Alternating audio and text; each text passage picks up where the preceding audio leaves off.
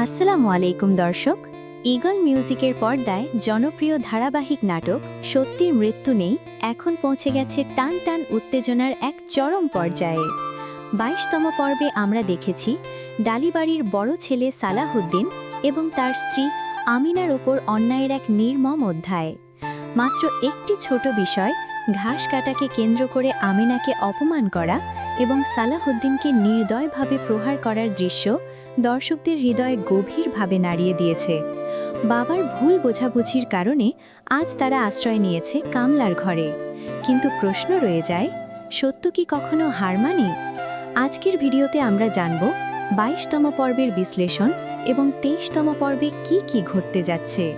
২২তম পর্বে সবচেয়ে বিস্ময়কর এবং কষ্টদায়ক বিষয় হল সালাউদ্দিনের নিজের পরিবারই তার বিরুদ্ধে দাঁড়িয়ে গেছে।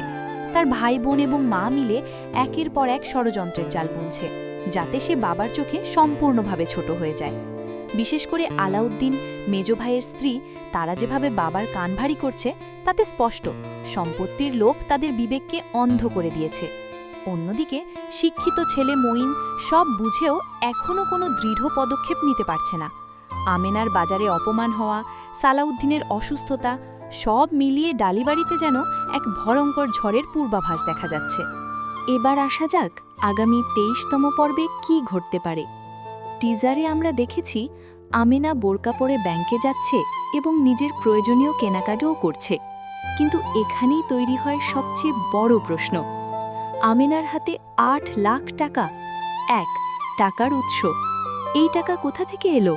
কোনো আত্মীয়ের সহায়তা, নাকি এর পেছনে লুকিয়ে আছে কোনো অজানা রহস্য? ২. নতুন ষড়যন্ত্র। এই খবর জানার পর আলাউদ্দিন নিশ্চুপ থাকবে এটা ভাবাই যায় না। সে আবার বাবাকে উস্কে দেবে আমেনা হয়তো অনৈতিক পথে এই টাকা অর্জন করেছে। ৩. আমেনার প্রতিবাদী রূপ। আগের পর্বে আমরা আমেনাকে অসহায় অবস্থায় দেখেছি, কিন্তু এবার সে হয়ে উঠছে সাহসী ও প্রতিবাদী। রফিকের মতো বখাটেদের সামনে দাঁড়িয়ে সে নিজের সম্মান রক্ষায় দৃঢ় অবস্থান নিচ্ছে। ৪. বাবার মন পরিবর্তনের ইঙ্গিত পায়। সালাহুদ্দিনের বাবার মনে কি এবার সন্দেহ জাগবে? তার বড় ছেলে এত অন্যায় সহ্য করেও চুপচাপ আছে। এই নীরবতাই হয়তো তার বিবেককে নাড়া দিতে শুরু করেছে। দর্শক, আপনারা কমেন্টে বারবার বলছেন আলাউদ্দিনের কঠিন বিচার হওয়া উচিত।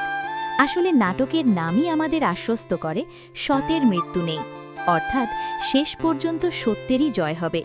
কিন্তু সেই সত্যের জয় দেখতে সালাউদ্দিন ও আমেনাকে আর কতটা কষ্ট সহ্য করতে হবে? এছাড়াও আগামী পর্বে মঈন, মিম এই দুই চরিত্রের ভূমিকাও হতে পারে অত্যন্ত গুরুত্বপূর্ণ। তারা কি পারবে ষড়যন্ত্রকারীদের মুখোশ খুলে দিতে? দর্শক, আপনাদের মনে করিয়ে দিচ্ছি, সতীর মৃত্যু নেই নাটকের ২৩তম পর্বটি ৫ এপ্রিল দুপুর ৩টায় ঈগল মিউজিকের ইউটিউব চ্যানেলে আপলোড করা হবে। তাই ৮ লাখ টাকার রহস্য এবং নতুন নাটকীয় মোড় জানতে চোখ রাখুন ঈগল মিউজিকের পর্দায়। সারোয়ার মিজান, আফরিবা খান মুমু, এম.এন. হক, রোদওয়ান সহ পুরো টিমের এই অসাধারণ নাটকটি আপনার কেমন লাগছে কমেন্টে জানাতে ভুলবেন না। আজকের মতো এখানেই বিদায় নিচ্ছি। আল্লাহ হাফেজ।